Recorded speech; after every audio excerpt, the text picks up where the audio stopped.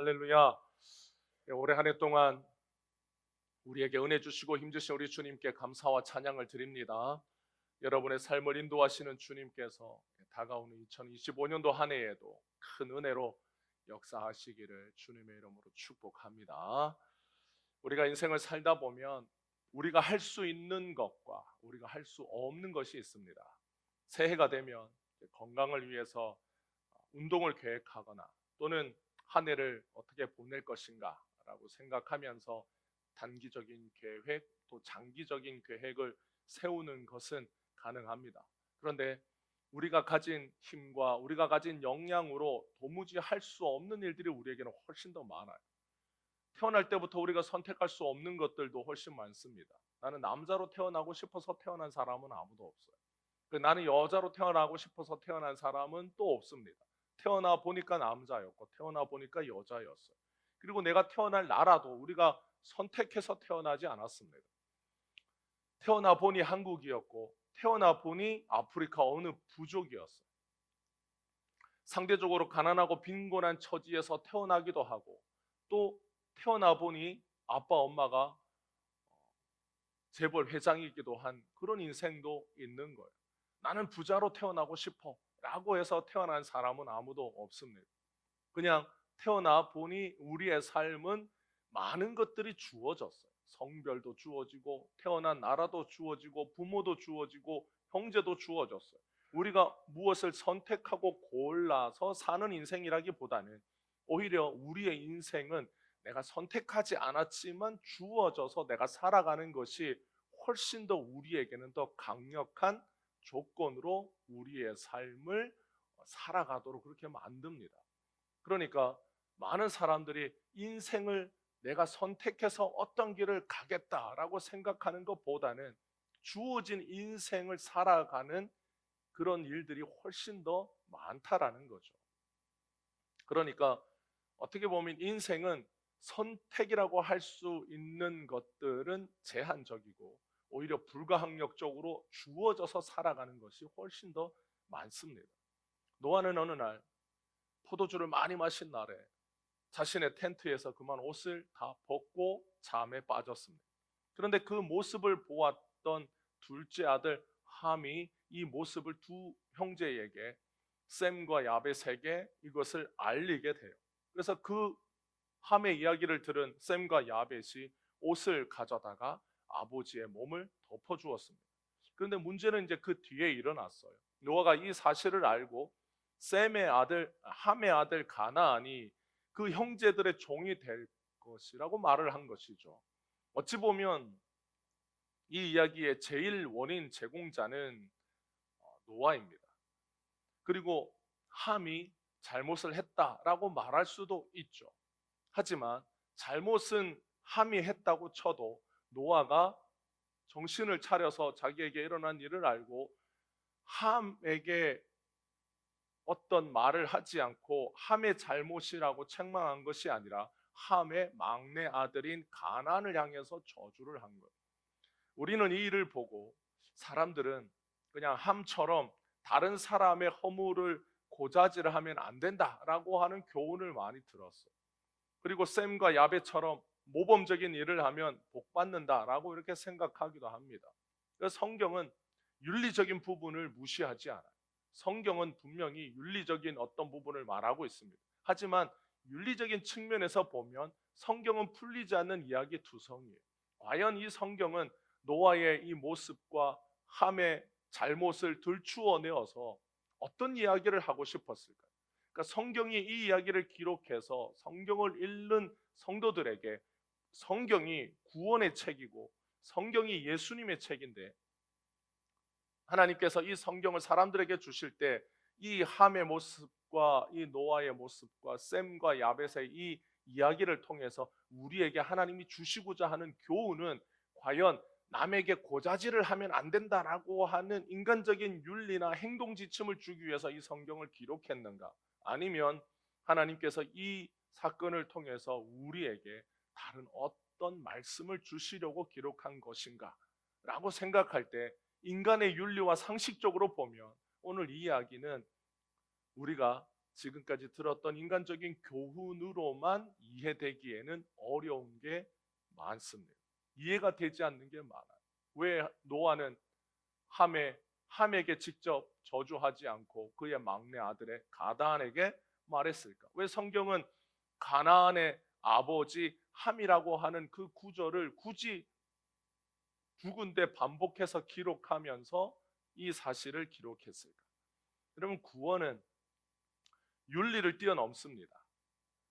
의인이 아니라 죄인을 구원하러 오셨다라고 하시는 예수님의 구원 사역 자체만 보더라도 예수님의 구원은 인간과 세상이 추구하는 윤리를 뛰어넘어요. 세상의 윤리는 선하고 착하고 의로운 자를 칭찬하고 구원이란 그런 자에게 주어져야 함에도 불구하고 예수님은 이 땅에 오셔서 그런 의인들에게 칭찬하고 상 주시고 구원을 베푸신 것이 아니라 오히려 죄인들에게 가서 구원을 베푸셨습니다. 그러니까 예수님의 구원 사역, 예수님의 삶의 모습만 보더라도 우리가 인간 세상에서 살고 있는 윤리적인 기준과는 예수님은 전혀 다른 구원의 사역을 베푸셨어요.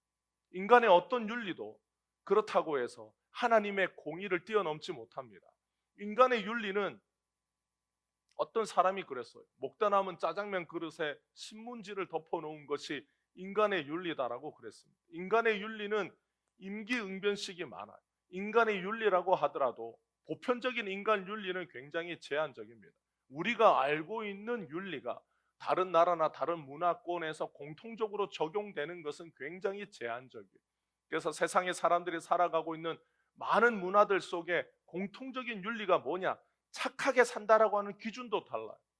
의롭게 산다라고 하는 기준이 다릅니다. 인도권에서는 자기가 상인으로 사는 사람은 거짓말을 해서라도 이윤을 많이 남기는 것이 상인으로 사는 사람의 선이라고 생각해요. 그래서 인도의 장사꾼들은 거짓말을 많이 합니다. 100원짜리 물건을 1000원이라고 말해요. 그래서 인도에 가서 물건을 살 때는 무조건 깎아요. 왜냐하면 이 상인이 거짓말하기 때문에. 그러나 상인은 자기가 말하는 것에 있어서 양심적인 가책을 받지 않습니다.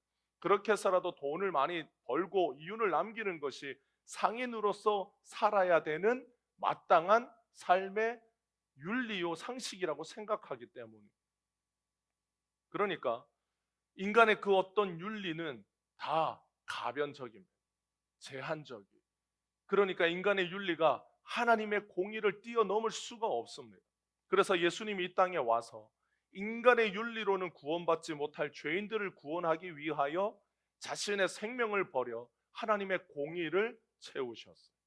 인간에게 내려야 할 하나님의 무서운 공의의 심판을 예수님이 대신 받으셨어요. 그것이 인간의 상식과 윤리를 뛰어넘는 예수님의 구원의 사역이었고, 그것이 인간의 죄를 덮어주시기 위하여 죽으신 예수님의 희생이었습니다. 샘은 아버지의 하체를 보지 않고 가져온 옷으로 덮어주었어요. 이 샘의 모습에는 예수님의 사역의 모습이 있습니다. 죄인의 죄를 들추어내지 않고 덮어주시는 주님의 사역이 이 샘의 모습 속에 녹아 있어요. 그렇지만 샘이 이 일을 했기 때문에 복을 받았다라고만 단정적으로 말할 수 없습니다. 왜냐하면 인간의 어떤 행동이 하나님이 복 주시는 통로와 기회는 되기는 합니다. 그러나 하나님께서 어떤 일을 계획을 하실 때 하나님의 계획이 먼저예요. 하나님의 뜻이 먼저입니다. 하나님께서 이 사람을 복 주시겠다라고 뜻하시면 하나님이 이 사람에게 복을 주시는데, 어떻게 복을 주시냐면 그 사람이 부지 중에 그 사람이 내가 복 받기를 의도하지 않았다고 할지라도 어떤 일을 했을 때 하나님이 그 사람의 행동과 그 사람의 상황과 처지를 사용하셔서 복을 주시는 거예요. 그러니까 인간의 행동이 하나님의 복을 받는 이유가 되었다라기보다는 하나님의 복 주시려고 하는 은혜가 우리에게 먼저 찾아와요. 다르게 얘기하면 노아는 함의 행위 때문에 그의 가장 사랑하는 아들인 가나안을 저주한 게 아니에요. 우리는 구원을 받을 때에 우리가 어떤 일을 함으로써 구원받은 게 아닙니다. 하나님의 은혜가 우리에게 먼저 찾아왔어요. 그래서 하나님의 은혜가 우리에게 먼저 찾아와서 우리를 택하시고 부르셨습니다. 우리가 예수님을 믿을 때에 우리의 상황과 처지는 다 달랐어요. 우리 편에서 보면 우리가 예수님을 믿었고 주님이 부르셔서 응답했고 주님이 우리를 믿도록 역사하실 때 우리가 예수님 믿겠다고 한 것이 우리 편에서의 일이지만 주님의 편에서는 우리가 태어나기도 전에 우리를 택하시고 우리를 부르시고 우리가 놓여 있는 어떤 상황과 처지와 환경을 주님이 사용하셔서 우리를 예수 믿도록 만들어 주신 거예요. 어떤 사람은 예수 믿는 가정에서 태어나게 하셨어요. 그래서 예수님을 잘 믿는 부모 밑에서 어렸을 때부터 주님을 가까이 하고 예수 믿는 그러한 상황과 환경 속에 태어나게 하셔서 주님이 그를 예수 믿게 한 사람도 있습니다. 또 어떤 사람은 주님께서 그 부모가 철저한 불교 신자예요. 예수 믿는 사람을 핍박하고 싫어하는 부모 밑에서 태어나게 하셨어요. 그런데 우연찮게 친구 따라 교회 갔다가 예수님을 믿었어요. 그래서 그가 예수님을 믿고 핍박받고 박해받으면서도 예수님을 사랑하고 예수님을 믿는 길을 걸어가다가 결국에 그 부모님도 예수님을 믿게 하는 통로가 되었습니다. 여러분, 우리는 다 각자가 살아가는 어떤 환경과 상황 속에서 주님이 우리를 부르시는 다양한 모습과 다양한 인생길을 걸어가면서 주님의 은혜를 경험합니다. 모든 사람들이 다 100이면 100 똑같은 길로 걸어가지 않아요. 우리는 100이면 100 다 다른 길로 걸어갑니다. 그러나 한 가지 공통점이 있다면 주님의 은혜는 모든 사람들에게 우리를 부르신 주님의 그 은혜는 모든 사람들에게 먼저 찾아왔어요. 그래서 주님이 우리를 부르셔서 예수 믿게 하신 거예요. 가나안이 저주를 받은 것은 표면적인 이유와 이면적인 이유가 있습니다. 표면적인 이유는 이후에 모세가 이스라엘 백성들을 이끌고 약속의 땅에 들어갈 때 가나안 족속을 쫓아내야 하기 때문에 이제 시간이 흘러서 오랜 시간이 흐르면 이제 하나님께서 이스라엘 백성에게 약속하신 가나안 땅에 들어갑니다. 모세가 이스라엘 백성들을 이끌고 들어가요. 그때는 수십 수백 세대가 흘러서 가나안 땅에는 가나안 족속이 살고 있었어.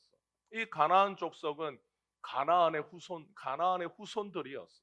그런데 그들이 살고 있는 그 땅은 그들에게 주어진 땅은 아니었어.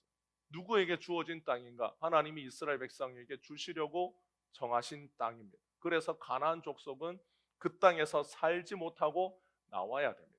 그런데 가나안 족속은 거기서 이스라엘 백성들과 같이 살면 안 되느냐? 같이 살 수가 없어요. 가나안 족속과 이스라엘 백성은 섞여 살면 안 됩니다. 왜 섞여 살면 안 됩니까? 하나님의 아들들과 사람의 딸들이 결혼하는 이 노아 시대의 문제는 결국 어떻게 흘러갔느냐? 하나님의 아들들이 그 사람의 딸들과 결혼하게 되면서 하나님으로부터 멀어지게 된 거예요. 그래서 하나님께서 이스라엘 백성들을 이끄시는 역사를 보면 하나님이 끊임없이 이스라엘 백성들을 이방 민족과 분리시킵니다.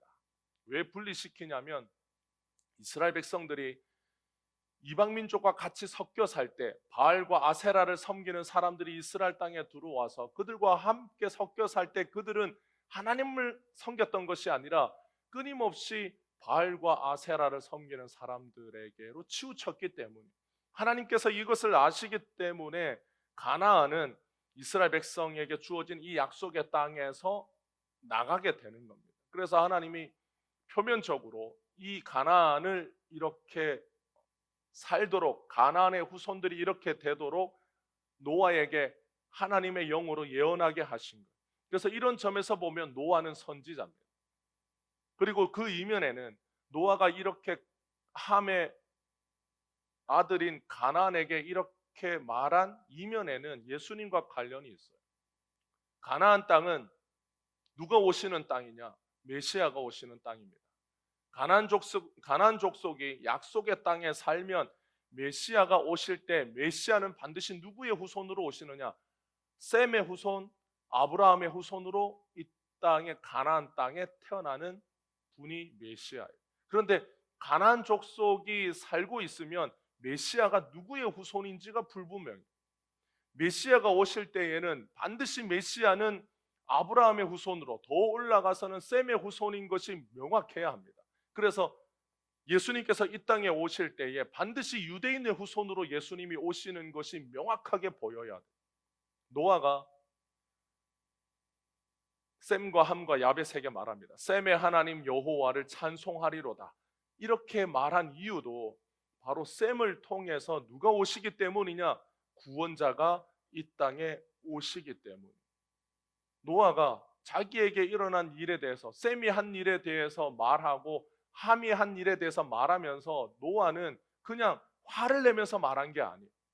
셈의 하나님 여호와를 찬송하리로다. 그가 하나님의 영이 노아를 감동하여 이제 장차 셈과 함과 야벳의 후손들을 통해서 일어날 일들에 대하여 하나님이 노아를 통하여 예언케 하신 것.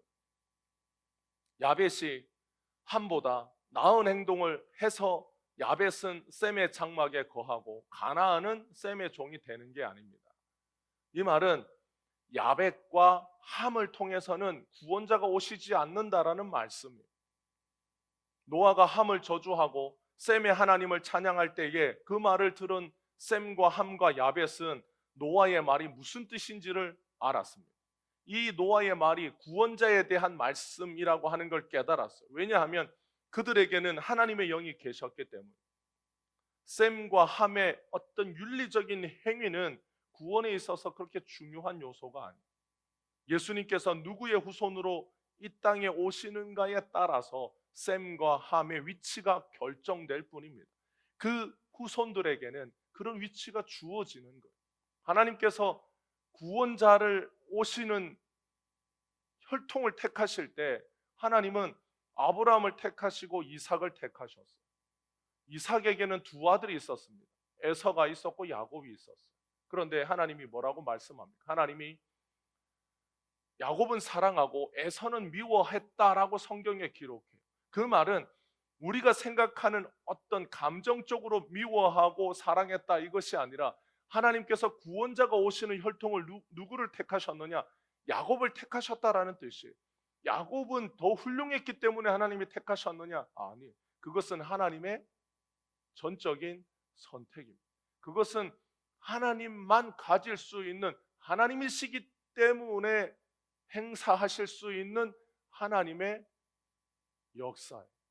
그래서 하나님께서 야곱을 택하셨어요.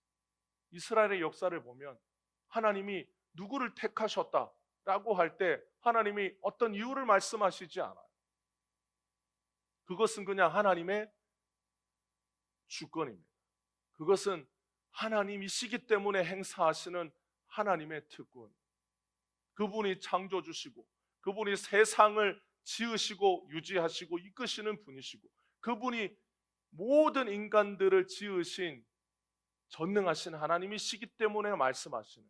그래서 하나님께서 어떤 사람은 귀하게, 어떤 사람은 천하게 하나님이 쓰실 때에 하나님이 그렇게 쓰시는.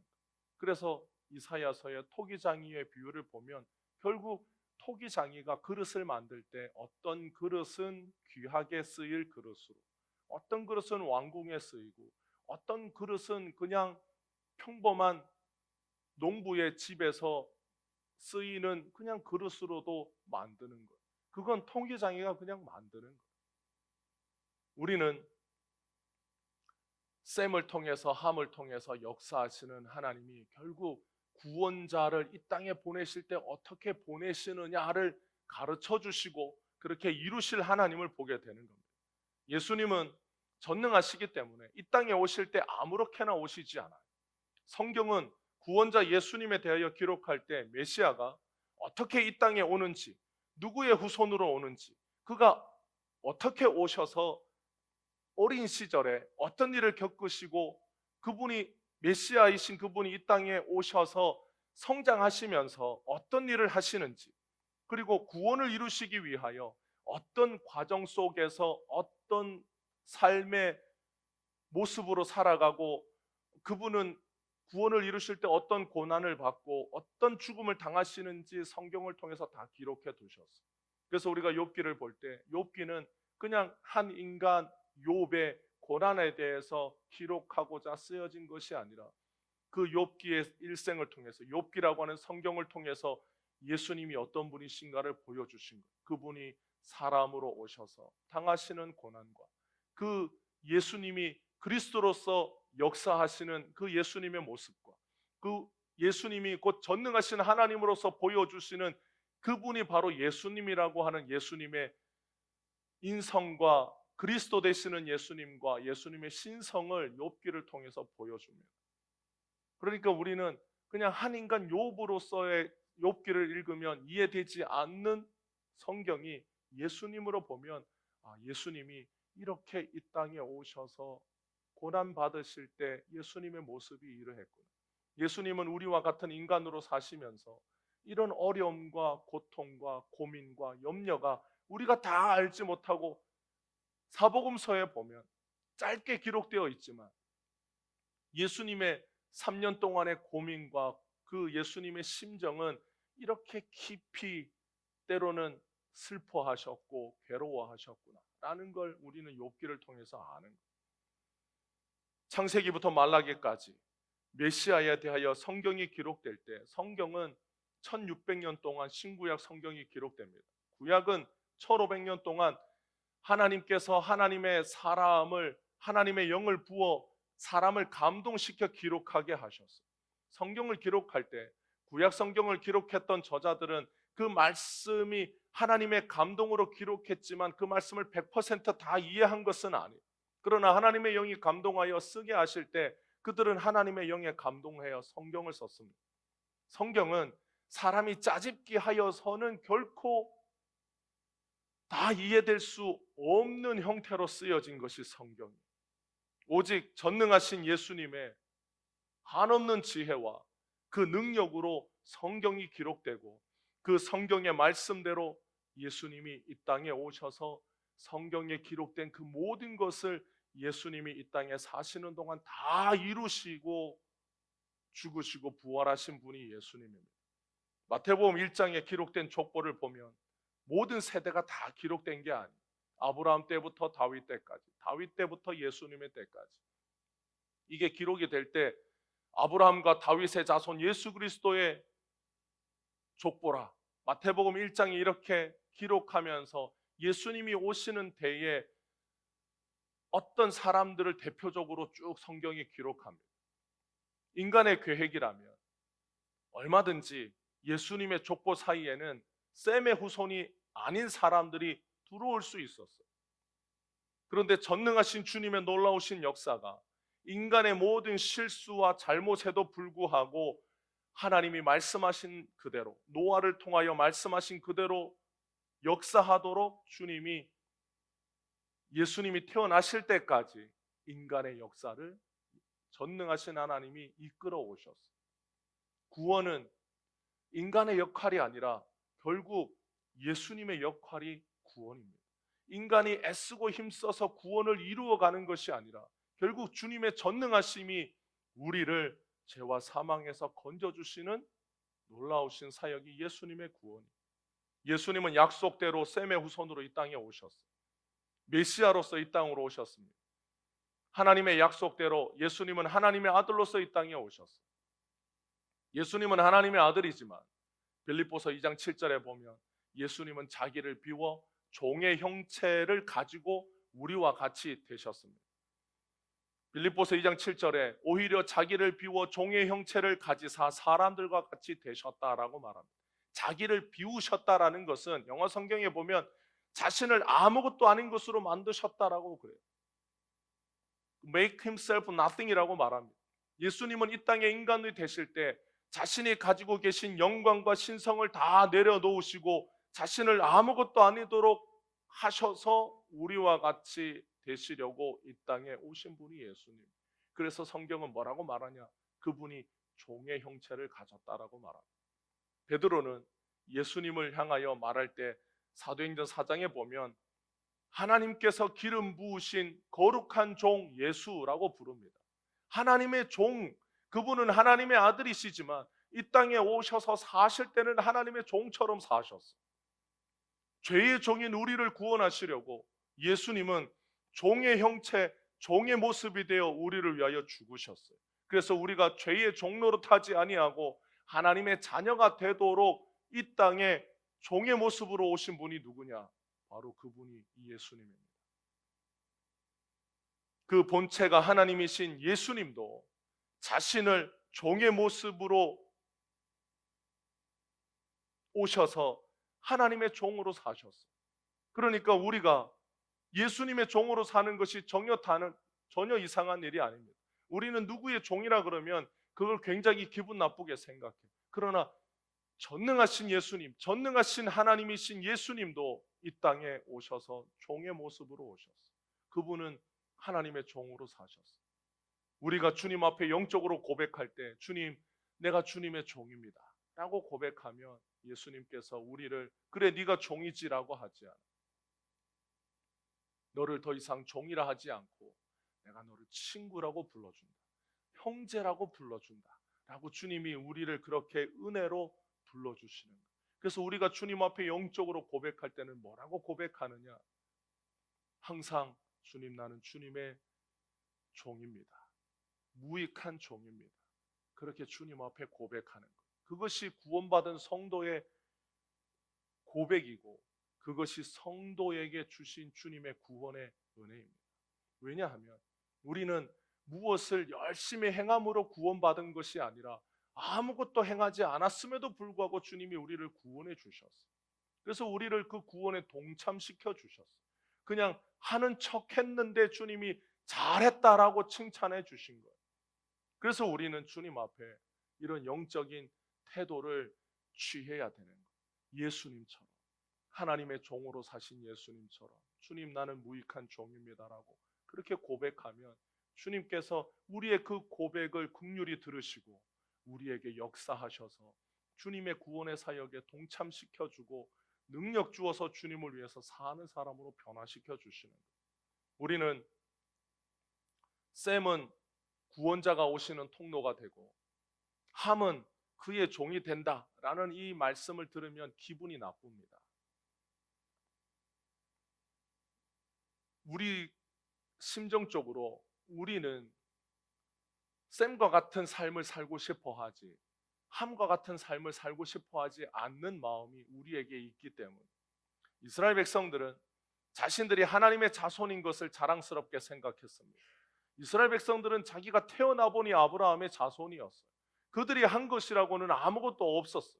그냥 태어나 보니 아버지가 유대인이고 어머니가 유대인이고 자신은 그냥 아브라함의 자손이었어요. 그래서 그들은 하나님이 자신을 선택했다라는 걸 자신들의 자랑으로 삼았습니다. 그래서 사마리아 사람이나 이방 사람들을 무시했어요. 내가 아브라함의 자손으로 태어난 건 하나님이 나를 선택하신 것이다. 그래서 그것을 자신들의 공로와 의로 삼아서 그걸 자랑스럽게 여겼습니다. 하지만 셈에게 주어진 역할, 셈의 후손을 통하여 구원자가 오신다라고 하는 그 역할은 언제까지 유효하냐? 예수님 오실 때까지만 유효합니다. 하나님께서 이스라엘 백성들에게 이방인하고 결혼하지 마라. 그래서 아브라함이 하나님의 말씀을 듣고 늘 자신의 아들의 아내를 구할 때 어떻게 구하느냐? 이방 땅에 가서 구하지 않아요. 자신의 혈족에게 가서 아내를 구합니다. 그러니까 이방 여인과 결혼하지 않고 하나님이 주신 이 셈의 후손으로서 그 안에서 결혼하는 거예요. 왜 그렇게 결혼하게 하셨냐? 예수님이 아브라함의 후손으로 오시기 때문에. 아브라함의 후손으로 오실 때에 그 약속대로 오실 예수님이 중요하기 때문에 그 혈통이 중요한 거예요. 그런데 이제 예수님이 오시면 그 혈통의 역할은 끝난 거예요. 예수님이 오시고 나면 이제 누가 아브라함의 자손이냐가 중요하지 않아요. 중요한 것은 무엇이냐면 아브라함의 자손이라 할지라도 구원자이신 예수님이 오시면 그 예수님을 믿어야 합니다. 예수님을 믿지 않으면 아무리 아브라함의 자손이라 할지라도 아무 소용이 없는 거예요. 그런데 유대인들은 이 사실을 믿지 않았어요. 자신들의 혈통과 공로를 구원의 근거로 삼습니다. 우리가 살아갈 때 우리가 몇 대 예수 믿는 가정이냐, 가문이냐, 이게 참 감사한 일입니다. 그러나 그것이 우리의 구원의 근거가 되지 않아요. 내가 5대째 예수 믿는 가정에서 태어났다라는 것이 내가 예수님을 믿고 구원받는 그 구원의 근거보다 더 위에 있지 않습니다. 우리 모두는 다 혈통이나 민족이나 집단이나 단체로 구원받지 않아요.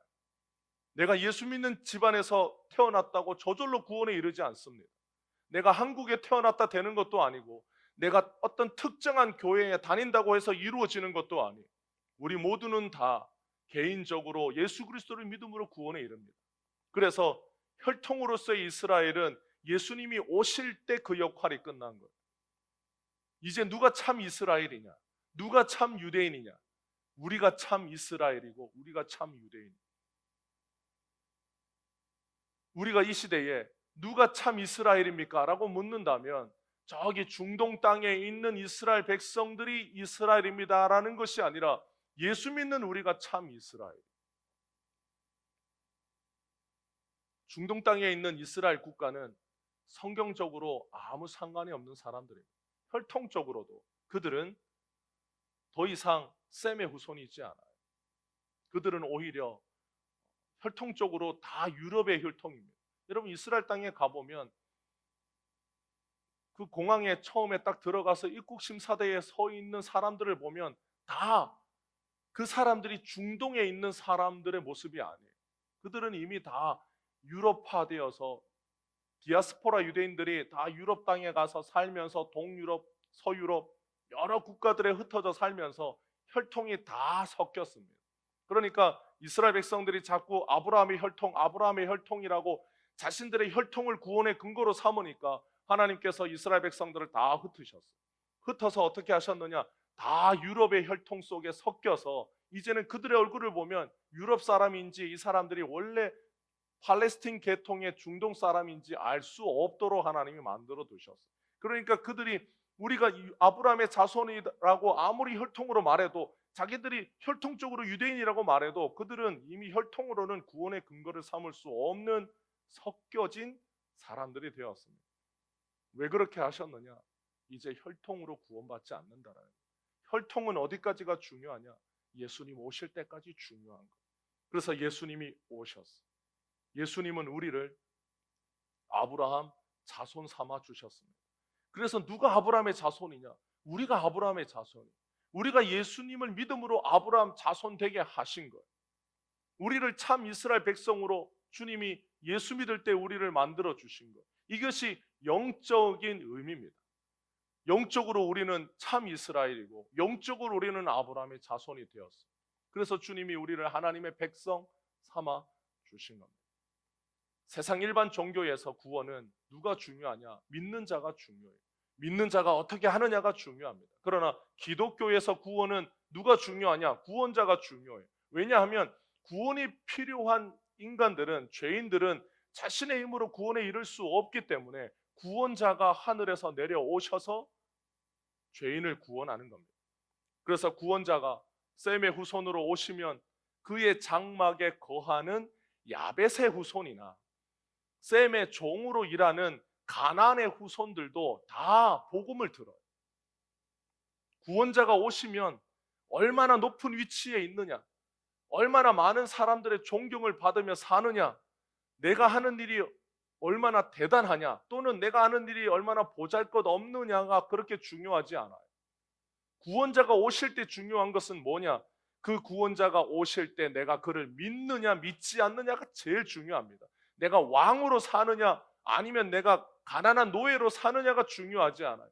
구원자가 오실 때에 그 구원자를 믿는 것이 내가 왕이냐 노예로 사느냐보다 훨씬 더 중요합니다. 왜냐하면 내가 노예로 산다 할지라도 내가 예수를 믿으면 주님이 우리를 하나님의 자녀 삼아 주시기 때문에 예수님이 세상에 오셔서 진리를 말씀하시면 그를 믿는 자마다 누구든지 구원받습니다. 남의 집에 거하는 자라 해도 어떤 집에 종으로 있는 자라고 해도 예수님을 믿는 자는 구원을 받아요. 그러니까 셈의 후손으로 오시는 구원자 예수님이 오셨을 때 내가 셈의 후손이냐, 아니면 함처럼 셈의 후손의 종으로 있는 자냐가 중요한 게 아니라 그 구원자가 오셨을 때 그 구원자를 믿고 구원자를 받아들이느냐가 중요합니다. 그래서 함은 노아가 자신의 사랑하는 막내 아들 가나안을 저주했을 때 미친 듯이 화를 내지 않았어. 노아가 많은 말을 하지 않았어도 이 세 아들 셈, 함, 야벳은 노아의 말을 충분히 알아들었기 때문에 메시아가 오시기를 고대하면서 찬양했습니다. 노아만 셈의 하나님을 찬양한 것이 아니라 노아의 세 아들도 이렇게 역사하시는 하나님을 찬양했어요. 사랑하는 우리 성도 여러분, 주님이 우리를 부르시는 것은 은혜입니다. 예수님은 우리의 행위를 보고 우리를 부르시지 않았어요. 예수님은 우리의 행위를 근거로 우리를 구원하시지 않았습니다. 예수님은 오직 그의 크신 은혜와 사랑으로 우리를 부르시고 구원에 우리를 동참시켜 주셨어요. 우리가 무엇을 하고 있든 우리의 모습이 어떠하든 그보다 더 중요한 것은 우리가 지금 예수님을 어떻게 사랑하며 그 예수님을 어떻게 섬기며 그 예수님과 함께 어떻게 살아가느냐가 더 중요한 겁니다. 우리는 이 세상에서 할 수 있는 것과 할 수 없는 것이 있어요. 우리 모두가 다 부자로 사는 것보다 더 중요한 것은 내가 지금 처해 있는 상황과 환경에서 나는 예수님을 어떻게 믿고 어떻게 따르고 어떻게 주님을 사랑하면서 살아가느냐가 훨씬 더 중요합니다. 구한말에 이재형이라고 하는 사람이 살았습니다. 그는 왕손이었어요. 서열로 보면 그는 고종보다 더 왕이 될 수 있는 서열이 높았던 사람이지만 고종이 12살에 왕이 되면서 그는 고종보다 더 늦게 태어났기 때문에 고종이 12살에 왕이 되면서 왕이 되지 못했던 왕손이었어요. 그런데 을사늑약이 체결됩니다. 굴욕적인 조약이 체결되면서 이재영은 크게 낙심했어요. 그래서 자기가 왕손이지만 왕손으로서 내가 가진 모든 권리를 다 포기한다라고 자기가 가지고 있던 땅을 팔아 아내에게 다 주고 이 이재형은 전국을 유랑하면서 사는 삶을 삽니다. 그러다가 명절이 되면 왕손이기 때문에 성묘를 해요. 그래서 서울에 와서 성묘를 하기 위해서 조상의 묘를 찾았을 때 엄귀현이라고 하는 마부를 만나요. 이 마부꾼은 이 이재형을 극진히 모시면서 종종 그에게 복음을 전합니다. 이 엄귀현이라고 하는 사람은 예수님을 믿는 사람이었어요. 근데 그의 직업은 마부였어요. 그래서 이재형에게, 왕손인 이재형에게 나으리 나으리라고 말하면서 하나님이 세상을 사랑하셔서 독생자를 주셨습니다. 그래서 나으리도 예수님 믿으면 영생 얻습니다. 나으리도 예수 믿으시기를 바랍니다라고 간곡한 말로 복음을 전했어요. 그런데 이재형의 입장에서 그냥 한낱 마부가 마부꾼 주제에 왕손인 자신에게 예수 믿고 영생 얻으라는 그 말이 좋게 보이지 않았어요. 그래서 건방진 말을 하는 그 태도가 괘씸해서 이재형이 마부꾼 엄규현에게 핀잔을 줍니다. 그래, 예수 믿으면 마부꾼 신세도 면하는가? 라고 빈정댔어요. 그런데 그때 이 엄규현이 나으리, 제가 예수를 믿는 것은 마부꾼 신세를 면하려고 믿는 것이 아니라 마부꾼 노릇을 더 잘하려고 제가 믿습니다라고 이렇게 대답을 지혜롭게 했어요. 나리께서 예수 믿으시면 제가 평생 나리의 마부꾼으로 나리를 모시겠습니다라고 이렇게 말하기까지 했어요. 그리고 몇 해가 흘러서 이재형은 집으로 돌아오게 되고 이미 예수 믿고 승동교회의 교인이 된 아내와 더불어서 부흥회를 참여하게 됩니다. 근데 그 승동교회에서 몇 해 전 자기에게 복음을 전했던 엄기현을 그 마부꾼을 다시 만나요. 그래서 자신에게 복음을 전해준 그 마부꾼 엄기현에게 내가 교회 밖에서는 왕손이지만 교회 안에서는, 그리스도 안에서는 그냥 한 형제일 뿐이라고 그 마부꾼 엄기현 여전히 구한 말이지만, 물론 시대가 바뀌었지만 여전히 반상의 법도가 세상 사람들 머릿속에는 곧 세상의 법이었던 시대에 이 이재형은 왕손으로서 한낱 마부꾼인 엄기현을 형님이라고 모시면서 깍듯이 대했어. 그리고 왕손인 이재형은 그 승동교회의 나중에 장로가 됩니다. 그리고 장로가 되고 난 몇 년이 지나서 평양신학교에 가서 졸업하고 목사가 됩니다. 그래서 이 이재형 목사는 왕손으로서 최초의 목사가 된 사람이에요. 그래서 종로에 있는 승동교회에 가보면 승동교회 역사에 7대 목사로 오랫동안 승동교회를 목회하고 섬기면서 많은 복음을 전해요. 그래서 충청도에도 전라도에도 경상도에도 두루두루 다니면서 복음을 전한 주님이 부르신 사람이 되었어요. 우리는 엄기현과 같은 사람도 주님이 부르십니다. 왕손인 이재형 같은 사람도 부르셨어요. 내가 왕손으로서 부름받은 것이 아니라 내가 죄인으로서 부름받은 것을 알았기 때문에 이재형은 복음을 듣고 예수님을 만나고 반상의 법도가 엄격한 그 시대에도 한낱 마부꾼인 엄기현을 예수 안에서 더 존귀한 자로 여겨줍니다. 마부꾼인 엄기현은 자신의 평생을 그 마부꾼에서 더 이상 벗어나지 않았어요. 그러나 그의 삶은 마부꾼의 삶으로서만 정해지고 평가받지 않습니다. 주님의 나라에서 그의 신분은 이 땅에서는 마부꾼이었지만 주님의 나라에서 그의 신분은 하나님의 자녀로 주님이 그를 마부의 삶에서 부르셔서 평생 그의 삶을 통하여 그를 주님의 나라에 복되게 쓰임받으며 살도록 주님이 역사해 주셨어요. 그 주님의 나라에 가면 그가 이 땅에서는 마부였든지 왕손이었든지가 중요하지 않아요. 다 주님이 죄인으로서 우리를 구원하신 예수의 크신 은혜와 공로로 말미암아 하나님의 자녀가 된 것이 주님의 나라 가면 다 감사할 뿐이에요. 그래서 마부는 주님의 나라 천국 가서 아니 나는 왜 왕손으로 태어나지 않게 하시고 그냥 나는 마부로 태어나게 하셨습니까? 라고 주님 앞에 원망하지 않아요. 그의 삶에 구원을 받을 만한 어떤 조건이나 자격이 없었음에도 불구하고 자기 같은 자를 부르셔서 하나님의 자녀 삼아주신 주님의 은혜가 감사할 뿐. 왕손으로 부른 사람은 얼마나 예수 믿기가 힘들었겠어요. 왕손이 왕이 될 수 있는 자격을 가진 사람이라고 하는 것은 특혜 중에 특혜입니다. 그런 사람이 이 땅에서 예수 믿고 구원받는 것이 얼마나 힘들었겠어요. 이 땅에서는 그게 자랑일지 모르지만 주님의 나라의 관점에서 보면 참으로 구원받기 어려운 형편이 왕손이라는 자리입니다. 주님의 나라 가면 이재형 목사님은 뭐라고 주님 앞에 감사했겠어요?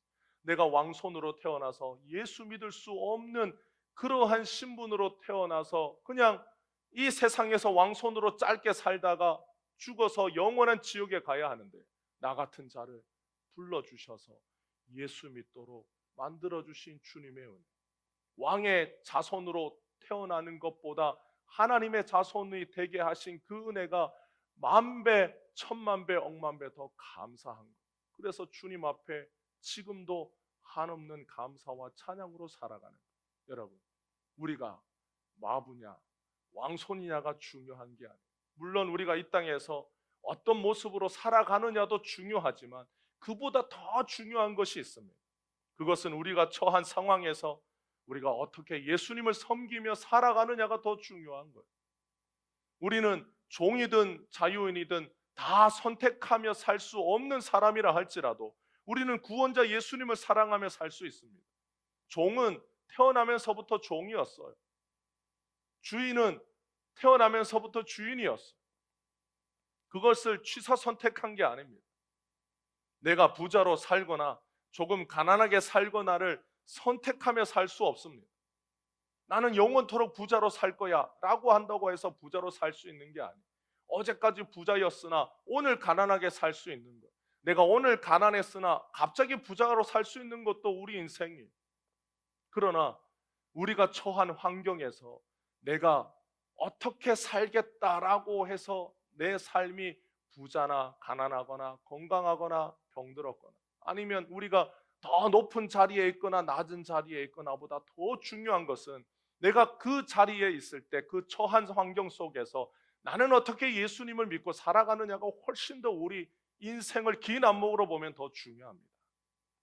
우리에게 2024년도가 가고 이제 2025년도가 찾아옵니다. 우리는 내년 한 해 동안 어떤 모습으로 우리에게 주어진 어떤 환경 속에서 내가 주님을 사랑하면서 사느냐는 우리가 선택하며 살 수 있는 거예요. 주님이 우리를 은혜로 불러주실 때 우리가 힘을 다하여 주님을 사랑하고 우리에게 주어진 삶의 환경과 여건이 어떠하든 그 안에서 역사하시는 주님을 믿고 우리는 주님을 더 간절히 붙들면서 살아갈 수 있습니다. 그럴 때 내년 한 해가 여러분이 예수님을 더 사랑하면서 사는 한 해가 되시기를 주님의 이름으로 축복합니다. 더 많이 예수님을 전하고 더 많이 예수님을 자랑하고 더 예수님을 깊이 믿고 따르면서 주님과 함께 살아가는 복된 2025년도 한 해가 되시기를 주님의 이름으로 축복합니다. 그럴 때 우리의 삶을 우리가 어떻게 다 하지 못해도 주님이 우리를 우리의 형편에 따라 복되게 하시는 주님이 계십니다. 우리가 주님을 사랑하면 주님은 우리가 어떤 환경과 상황 속에 있다 할지라도 우리를 가장 존귀한 주의 자녀로 주님의 귀한 성도로 예수님의 제자로 우리를 빚어 가시면서 우리 인생을 세상에서 그 어떤 것으로도 바꿀 수 없는 복된 인생으로 우리를 변화시켜 가시면서 우리를 살게 하십니다. 그 은혜가 2025년도 한 해 우리 모든 성도들의 가정에 함께 하시기를 주님의 이름으로 축복합니다. 기도하겠습니다.